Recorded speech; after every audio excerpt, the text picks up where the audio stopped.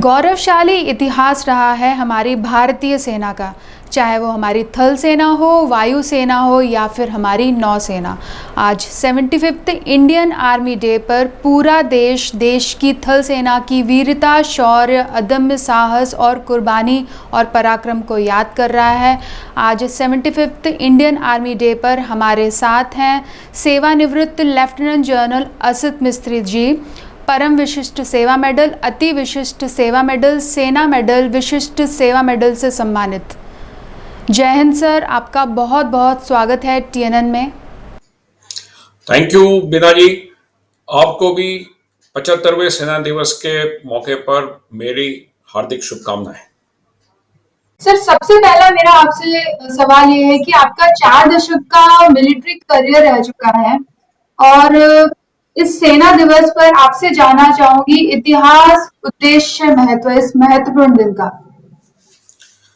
देखिए, 15 जनवरी 1949 पे lieutenant general Cariappa ने उस टाइम के जो ब्रिटिश जनरल थे फ्रांसिस रॉय बूचर, उनसे इंडियन आर्मी का चार्ज संभाला था, commander in chief of Indian army का। तो सबसे पहले इंडियन चीफ इंडियन आर्मी के वो बने थे इसी दिन 15 जनवरी 1949 को। सो तब से इस दिन को इंडियन आर्मी डे के तौर पे मनाया जाता है। एंड ये जो दिन है, तो सबसे पहले तो इस दिन हम उन लोगों को श्रद्धांजलि अर्पित करते हैं जिनकी वजह से आज इंडियन आर्मी का नाम इतना ऊंचा है, जिन्होंने अपनी पूरी अल्टीमेट सेक्रीफाइस जिन्होंने दिया हुआ है। सर, आपका 4 दशक का मिलिट्री करियर रह चुका है, बहुत ही लंबा सफर आपने तय किया है हमारे डिफेंस फोर्सेस में। समय के साथ कितनी ताकतवर हुई हमारी भारतीय सेना? देखिए, समय के साथ सब कुछ बदलता है, तो इंडियन आर्मी भी बदली है। अगर आप हमारे देश को देखें तो देश ने बहुत तरक्की की है। 1980 के दशक की शुरुआत में 82 में मैंने जब आर्मी ज्वाइन किया था, अर्ली 80s में हमारा बजट शायद पूरा टोटल जीडीपी देश का शायद 20-25 हजार करोड़ था। आज we are a $5 trillion economy. जब if I recall my own experiences and from a very low level, if I can tell you examples, अगर आप इन्फेंट्री बटालियन के एक इन्फेंट्री सोल्जर के लेवल से देखें तो जब मैं 82 में फौज में ज्वाइन हुआ था तो हमारे पास इंसास राइफल थी। उसके बाद at the turn off the millennium 2000 के साल में आसपास में इंडियन आर्मी में इंसास राइफल इंडक्ट हो चुकी थी और आज ये स्थिति है कि हम 6 ऑयर राइफल पे आ गए हैं। सो एक third generation of small arm system आपके पास आ गया है। 6 ऑयर इन्फेंट्री के लिए है और बाकी रेस्ट ऑफ द आर्मी के लिए AK-203 हैज बीन चोजन। अगर आप टैंक की बात करें तो उस टाइम पे विजयंत और T-55 टैंक्स थे। उसके बाद 80s और 90s के दशक में मेजर तौर पे आपको T-72 टैंक्स इंडियन आर्मी में एडॉप्ट किए गए हैं। अगेन 2002-1 के आसपास T-90 टैंक का इंडक्शन शुरू हो गया। आज T-90 टैंक हमारी मेन फ्लीट बन चुकी है और we are at that stage where we are also looking at future replacement of T-90 also. So हर तरीके से एक ग्रोथ और प्रोग्रेस हुआ है और ना सिर्फ इक्विपमेंट के तौर पे, हमारे ऑर्गेनाइजेशन के तौर पे, हमारे ट्रेनिंग के तरीके पे, हमारी मैन पावर पॉलिसीज पे, लड़ाई लड़ने का तरीका, तो हर चीज में Indian army is much better off today than what it was in 1982। So it's a continuous process.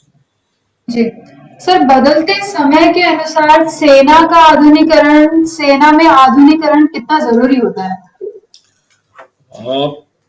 देखिए, आधुनिकीकरण हर किसी के लिए आवश्यक है, लेकिन सेना के लिए ये बहुत ही क्रिटिकल है, क्योंकि अगर आप समय के साथ साथ अपने आप को बदलेंगे नहीं, जो परिस्थितियां बदल रही हैं, आपके जो प्रतिद्वंद्वी है वो बदल रहे हैं, हालात बदल रहे हैं, अगर आप उसके मुताबिक अपने आप को तैयार नहीं करेंगे तो आप न जी सिर्फ पीछे रह जाएंगे, लेकिन आपका survival as a nation itself will become questionable.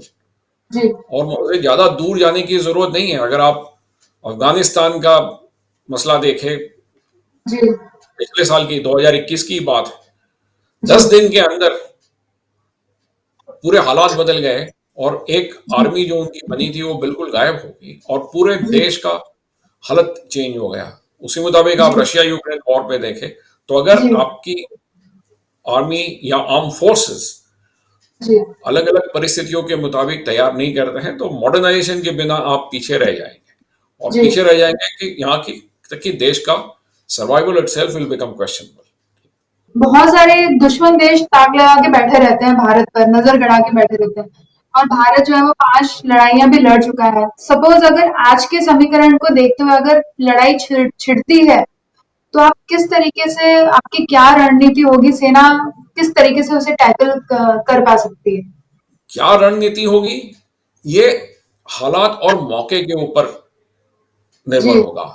मैं आपको अगर मिसाल दूं तो 65 की वॉर में जी जब पाकिस्तान ने कश्मीर के अंदर घुसपैठ पहले की ऑपरेशन जिब्राल्टर के तहत, जी और उसके बाद एक अखनूर के इलाके में हमला भी किया ऑपरेशन ग्रैंड स्लैम के तहत, जी तब इंडिया ने यह तय किया कि हम, क्योंकि कश्मीर के ऊपर कहीं पे भी हमला हुआ है तो वो भारत की अखंडता पर हमला है, एंड वी जी are free to retaliate at point of choice जी ऑफ इंडिया। जी एंड जी अकॉर्डिंगली हमने एक लाहौर के इलाके में काउंटर ऑफेंसिव किया था। तो वो जी उस समय की रणनीति थी। जब 99 में कारगिल हुआ तो हालात काफी बदल चुके थे, जी पूरे विश्व के हालात बदल चुके थे। तब तक इंडिया और पाकिस्तान दोनों एक न्यूक्लियर पावर्स हो चुके थे, 98 में ही न्यूक्लियर जी टेस्ट हुए थे दोनों कंट्रीज के। तो हालात अलग थे। जब उस टाइम पे पाकिस्तान ने कारगिल द्रास के क्षेत्र में जी घुसपैठ की थी, तो तब एक रणनीति अपनाई गई थी कि इंडिया एलओसी को क्रॉस नहीं करेगा और जी हम एक लिमिटेड वॉर लड़ेंगे, और उसके बावजूद हमने पाकिस्तानियों को, घुसपैठियों को वहां से खदेड़ दिया। तो जी दोनों समय में हालात अलग अलग थे, तो रणनीति उस मुताबिक एडजस्ट और एडेप्ट की गई थी। तो फ्यूचर में जी भी जब जैसा हालत होगा उसके मुताबिक रणनीति को एडेप्ट जी किया जाएगा। अभी रिसेंटली अग्निपथ अग्निवीर को भी इंट्रोड्यूस किया है भारतीय सेना में। तो मैं ये जानना चाहूंगी कि ये समय की जरूरत थी? देखिए, इसका बेसिक कॉन्सेप्ट क्या है कि जी विश्व में हर एक देश अपनी सेना का जो प्रोफाइल है वो यंग रखना चाहता है, और जी वो जरूरी है कि सेना की इफेक्टिवनेस के लिए कि your arm forces remain young, that is a professional requirement. जी तो अलग अलग स्कीम्स अलग अलग कंट्रीज फॉलो करती है। अपने यहाँ पे भी आप पुरानी सिस्टम या ट्रेडिशनल सिस्टम देखें तो उसमें भी क्या था कि एक सोल्जर 17-18 साल की उम्र में भर्ती होता है और वो जी मिनिमम 17 ईयर्स सर्विस करता था और पेंशन जाता था। जी अगर 17 साल सर्विस करके भी अगर पेंशन जाएगा तो मतलब 35, 36, 37 साल की उम्र में अगर सिपाही रहा, अगर उसने प्रमोशन आगे नहीं लिया तो जी वो रिटायर हो जाएगा। जी इसके और अगर उसने प्रमोशन लिया तो डिपेंडिंग ऑन, एक आर्म फोर्सेस में एक सिस्टम है अप और आउट, या तो जी अगर प्रमोशन हो गया तो आपकी एज ऑफ रिटायरमेंट बढ़ जाएगी, वरना आप उस रैंक के लिए जो मैक्सिमम पीक सर्विस एज है उस पे आप रिटायर कर जी जाएंगे। तो जी ये कोशिश थी, keep the youthful profile of arm forces. जी अभी इसके बावजूद भी जो प्रोफाइल है वो थोड़ी बढ़ गई थी। So average age profile was 32 for the army, which is not desirable. You need to bring it down. Secondly, जी when you have so many people, almost 50, 60,000 people exiting the armed forces, or at least the army, you have a huge pension liability. जी And जब life expectancy बढ़ती जा रही है तो your pension dependency also is increasing phenomenally. जी So you are reaching a point where it is difficult to sustain. So you have to find an alternate, a new way of doing, looking at things. तो जी इस लिहाज से ये Agnipath scheme का origin हुआ है। अभी ये जी नया स्कीम है, जी इसको इम्प्लीमेंट करने में थोड़ा सा समय लगेगा। एंड जी आई एम श्योर कि जब ये इम्प्लीमेंट करेंगे इसमें कुछ दिक्कत वगैरह पेश आएगी, तो they will moderate, modulate, adjust the policies as they learn the lessons. I don't think it is a final kind of design while this is being implemented at the moment. जी So, and इसके challenges है। 4 साल के समय में अगर soldier को फौज छोड़ के बाहर जाना है, क्या उसका जी ट्रेनिंग लेवल ऑप्टिमम होगा कि नहीं, और अगर चार जी साल के बाद वो फौज छोड़ के बाहर आएगा, तो उसको जी जो ऑल्टरनेट क्षेत्र में रिसेटल करना या उसको ऑल्टरनेट कैरियर ऑप्शन देना, ये एक चुनौती है। बट जी I am sure there are enough ways and means to find solutions to it. Sir, integrated theatre command के बारे में आपसे जानना चाहूंगी। ऐसा सुना है कि थिएटराइजेशन का काम जो है सेना में बहुत ज्यादा तेजी से बढ़ रहा है, और इस सरकार ने सीडीएस का एक पद भी इंट्रोड्यूस किया है, तो साथ में उसके बारे में भी आपसे जानना चाहूंगी मैं। Theatrisation is that effort to synergize your efforts, जी एंड ये कोई नई एक पहल नहीं है। अगर इसको आप थोड़ा निष्पक्ष तरीके से देखें, तो ये हमारी जो मुहिम है या जो कैंपेन है, दिस हैज स्टार्टेड 1947 से, जब जी हमने डिफेंस सर्विसेज स्टाफ कॉलेज बनाया, जब हमने जी नेशनल डिफेंस एकेडमी बनाया, which is the first tri services academy in the world anywhere, where cadets of all 3 services are join and train together. जी क्यों? क्योंकि ये द्वितीय विश्व युद्ध के one of the major lessons था कि कोई सिंगल सर्विस अभी लड़ाई नहीं लड़ सकती। जी पहले आया लेसन कि कंबाइंड आर्म्स, यानी एक आर्मी के अलग अलग आर्म्स एक साथ लड़ेंगे। उसके बाद आया कि ज्वाइंट जी सर्विसेज होना चाहिए। देन द जी लेसन समझ के not only joint, you have to be integrated. तीनों जी सर्विसेज को एक होके लड़ना होगा, और not only the services, but if you have to win जी a war, you need a whole of nation approach. So not only your military power, but your comprehensive national power, all elements of the government have to be जी aligned together to fight a successful war.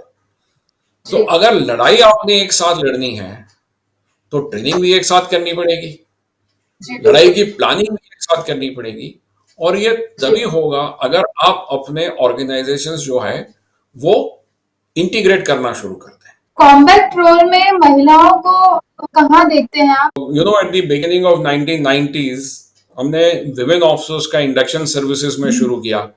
पहले वो short service में आई, फिर वो short services को 15 years में extend किया। 3-4 साल जी पहले उनको भी परमानेंट कमीशन हुआ है। अभी आपने जी अखबार में पढ़ा होगा कि 3-4 दिन पहले ही कोई large number of women officers have been cleared for promotion to the rank of जी colonel. So this is all part of a process जी of change that जी is taking place. जी जी अब आपने देखा जी होगा एक कैप्टन शिवानी है जो कुमार पोस्ट जी पे सियाचिन में इंडक्ट हुई है। सो दिस इज समथिंग जी that will happen over a period of time. It will take time, जी बिकॉज जी जो आपकी एक मेंटल माइंडसेट है वो एक्सेप्ट करने जी के लिए थोड़ा सा टाइम लगता है। जी But as long as the combat effectiveness of the armed forces is not जी compromised, uh, जी this is the way to go ahead. As long as they contribute to the effectiveness and efficiency, it's a most welcome जी step. Sir, बहुत ही गर्व की बात है हमारे देश के लिए कि हमारे देश की महिलाएं भी इतनी कठिन परिस्थिति में हमारे जो सोल्जर्स हैं उनके साथ कंधे से कंधा मिलाकर देश की प्रगति में, देश की सुरक्षा में भागीदारी दिखा रही हैं। बिल्कुल। और सर, आपसे जानना चाहूंगी कि डिफेंस इंडस्ट्रियल कॉरिडोर का बहुत ही हम सुन रहे हैं, उसके बारे में आपसे जानना चाहूंगी मैं। See, ये जो दिस इज पार्ट ऑफ जो आत्मनिर्भर भारत और मेक इन इंडिया की जो एक मुहिम चल रही है देश में, ये उसका हिस्सा है। सो जी 2016-17 में ये 2 डिफेंस इंडस्ट्रियल कॉरिडोर नियुक्त किए गए हैं। एक जी उत्तर प्रदेश में है और एक तमिलनाडु में है। उत्तर जी प्रदेश में इसके 6 नोड्स हैं। आगरा, अलीगढ़, कानपुर, जी लखनऊ, झांसी और चित्रकूट। और उसी मुताबिक तमिलनाडु के अंदर 5 इसके नोड्स हैं। सो जी इस एरिया में डिफेंस और एरोस्पेस इंडस्ट्रीज को मैन्युफैक्चरिंग के लिए बढ़ावा दिया जाएगा और उनको जी स्पेशल फैसिलिटी दी जाएगी, जिस तरह से जिससे इनका विकास और खास करके मैन्युफैक्चरिंग जी जल्दी से जल्दी हो सके। और एक जी तरह से पूरा इस इंडस्ट्री का एक इकोसिस्टम होगा। अगर बड़ी इंडस्ट्री आएगी तो उसके साथ साथ एंसिलरी इंडस्ट्रीज आएगी, उसके साथ साथ एमएसएमईज का और स्टार्टअप्स को मौका मिलेगा। तो जी ये पूरा इलाका जो है ये डिफेंस और एरोस्पेस इंडस्ट्रीज का हब बन जाएगा। इससे जी ज्यादा से ज्यादा जॉब का क्रिएशन होगा, जी इंफ्रास्ट्रक्चर इंप्रूव। और जी आप देखें तो Tamil Nadu already has got 4 major ports जी besides having a जी good road network. जी सिमिलरली यूपी में अगर आप देखें तो पिछले 6-7 साल में जो एक्सप्रेसवे का इंफ्रास्ट्रक्चर डेवलप हुआ है, तो जी वो इस इंडस्ट्रियल कॉरिडोर को और सपोर्ट करेगा। जी So overall, ji this will contribute to Make in India and Atmanirbhar Bharat besides job creation. Ultimately क्या जी है कि from importing weapons ji and weapon ji system हमें उस जी स्टेज तक पहुंचना चाहिए कि हम एक्सपोर्ट करना शुरू कर दें। तो ये जी एक उस पूरे कैंपेन का एक हिस्सा है। सेंट्रल गवर्नमेंट की जो डिफेंस लैंड पॉलिसी है उसमें 1765 के बाद में बदलाव किया गया है। आप कैसे देखते हैं इसको? क्या ऐसे सेना को फायदा होगा? देखिए, सिर्फ सेना का नहीं, इस ये पॉलिसी का जो उद्देश्य है वो पूरे देश का फायदा के लिए है, जी क्योंकि जो लैंड असेट है वो पूरे नेशन की लैंड असेट है। जी और Sena is one of the, or Ministry of Defense is one of the largest landholders, and there is a need to streamline management of defense land. There is no dispute on that. Almost Ministry of Defense के under में करीब 18 लाख एकड़ land है, and जो हमारे जी कानून थे वो बहुत पुराने हैं। काफी पब्लिक प्रोजेक्ट्स के लिए, नेशनल इंफ्रास्ट्रक्चर प्रोजेक्ट्स के लिए आपको डिफेंस लैंड की जरूरत पड़ती है। जो पुराना जी मॉडल था उसमें आप इक्वल वैल्यू लैंड मांगते थे, इक्वल जी वैल्यू लैंड कोई दे नहीं पा रहा था। तो as it is the arm forces were at a loss, and जी जो नेशन के जो डेवलपमेंट प्रोजेक्ट्स हैं वो डिले होते रहते थे और उनकी कॉस्ट जी फिर इनऑर्डिनेटली बढ़ती रहती थी। जी अभी नई जो पॉलिसी आई है उसमें आपको इक्वल वैल्यू इंफ्रास्ट्रक्चर मिल सकता है। तो जी इसका मतलब अगर लैंड 5 एकड़ लैंड किसी लोकल अथॉरिटीज को दी जा रही है, अगर उसकी करंट असेस्ड वैल्यू अगर एक्स अमाउंट है, तो उतने अमाउंट का इंफ्रास्ट्रक्चर वो अथॉरिटी है वो आपको बना के देगी। जी और जी इससे काफी फायदा होगा। लेकिन इसके साथ साथ एक where there is an area of concern कि this new provisions should not be misused to totally commercialize defense land for nefarious designs, so that people start making money and all that. That provisions need to be used with due जी diligence and care. ये एक जी इसमें inbuilt करने की बहुत जरूरत है। Sir, आप कमांडेंट रह चुके हैं नेशनल डिफेंस एकेडमी खड़गवासला के। मैं आपसे जानना चाहूंगी कि एक आम इंसान फौजी बनने का सफर कैसे तय करता है? It's like a dream journey for me, and जी मेरा एक एक एक्सेप्शनल सौभाग्य ये था कि मैंने जहां से अपना करियर शुरू किया जी एनडीए से, यू नो एज अ 16 साढ़े 16 साल की उम्र पे मैं एनडीए ज्वाइन किया था। और मुझे एक मौका मिला कि मेरा करियर वहीं से समाप्त हो। सो जब 31 अक्टूबर 21 में रिटायर हुआ तो एज कमांडेंट जी NDA, so when I join NDA as a cadet 16 साल की उम्र पे, मैं कभी ये सोच भी नहीं पा रहा था, सोच भी नहीं सकता जी था कि मैं कमांडेंट एनडीए से रिटायर होऊंगा। So that is an exceptional honour that has been bestowed upon me. इसके अलावा जी अ, जो 2 साल में एनडीए में था वो कोविड का पीक पीरियड था। जी मैं 1 फरवरी 2020 से कमांडेंट का पद संभाला था मैंने, और पूरा 2020 और 2021 का तकरीबन पूरे 10 महीने मैं कमांडेंट था। सो जो कोविड की चैलेंज एनडीए को फेस करनी पड़ी थी, जी it was my responsibility to steer NDA through the COVID challenge. So that was an absolutely unique experience and a challenge. And ji last but not the least, the decision to induct girl cadets ji in NDA was taken by the government, by the armed forces at that time when I was the commandant. So जी उसके लिए जो भी NDA में तैयारी करनी थी, जी administrative तैयारी, accommodation wise, syllabus wise, training wise, ये सब तैयारी जब मैं कमांडेंट था तब हो गया था। मेरे रिटायर होने के 6 महीने बाद फर्स्ट बैच इंडक्ट हुई थी, बट जो process was set in place when I was the commandant. So this was again a very unique opportunity for which there was no so-called precedent. Like COVID was unprecedented, similarly this was somewhat of an unprecedented step for NDA. So जी ये कुछ specific यादें हैं NDA की। And जी वो कहते हैं NDA के लिए है कि NDA is in your DNA, जी दैट जी इज इट। सर, हमें बहुत ही गर्व है आपके ऊपर। आप गुजरात से हैं, वडोदरा से हैं और आप एक भारतीय सैनिक हैं। और हमारी भारतीय सैनिक जो है वो हर चुनौती से निपटने के लिए सक्षम है। Thank you. सबसे पहले तो बिना जी मैं आपको और पूरे व्यूअर्स को एक बार और 75वें आर्मी डे के मौके पर सबको शुभकामनाएं देता हूं, और ये उम्मीद करता हूं कि बड़ौदा के और लोग और बच्चे आर्म फोर्सेस को ज्वाइन करने की कोशिश करें, चाहे वो बॉयज हैं या girls. I would like to urge everyone to try their hand at joining the arm forces. जी थैंक सर, यू। आपका जय बहुत हिंद। बहुत धन्यवाद और एक बार फिर आपको 75th आर्मी डे की बहुत बहुत शुभकामनाएं। Thank you. जय हिंद। जय Hind sir, thank you so much sir.